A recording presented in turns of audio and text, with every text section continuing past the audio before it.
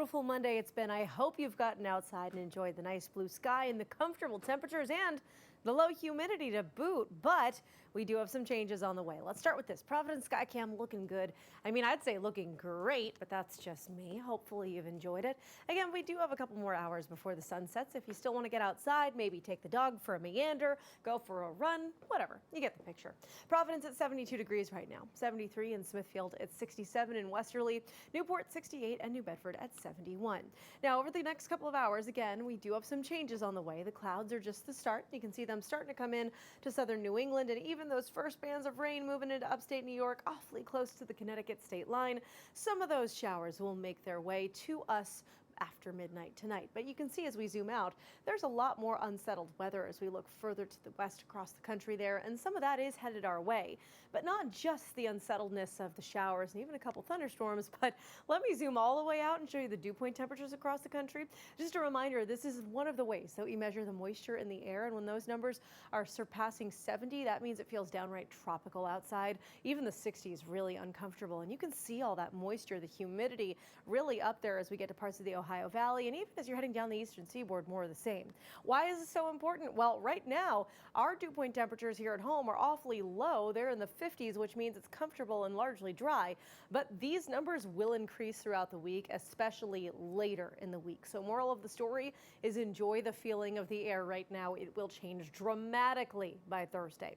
Overnight tonight, here's the summary. Temperatures on either side of 60 degrees, mostly cloudy, a shower or two, and we end up with some dense and patchy fog after midnight for the showers and the fog as well. So be careful behind the wheel.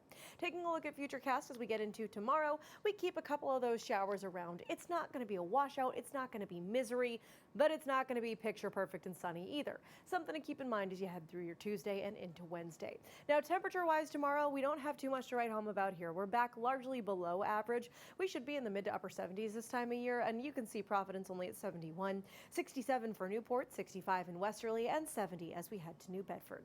Now come the big changes. You're ready for this? We build the heat, we build the humidity, and holy cow, it's going to be so hot on Thursday. Temperatures back into the upper 80s.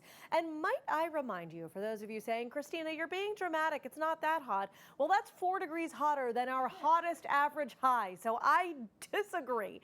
Now, not just the numbers, but we have to talk about the humidity as well, because again, it's not just the heat, it's the factor of both. Our dew point temperatures getting well up into the 60s, perhaps 70s Wednesday and Thursday before they drop off like a rock. So just make sure you're aware, especially as we get to Wednesday and more so Thursday afternoon, it will feel hotter than the actual air temperature reads, and you want to be careful outside. Lots of water, light loose clothing outdoors, and plenty of time in the AC, particularly for Thursday. Wednesday won't be as bad. Now, as we head through Wednesday and Thursday, the other factor is that it's still kind of unsettled. Wednesday morning, I do expect a couple of showers, and even as we get toward 8, 9 o'clock, perhaps a rumble of thunder as a warm front comes through.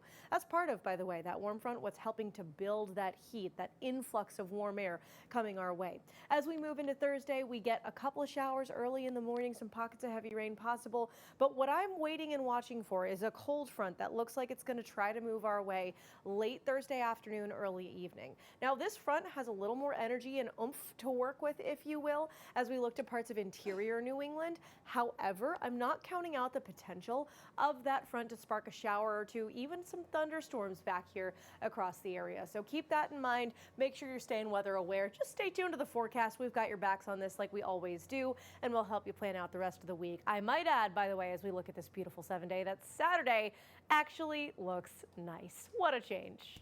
Golf clap, yes, thank you.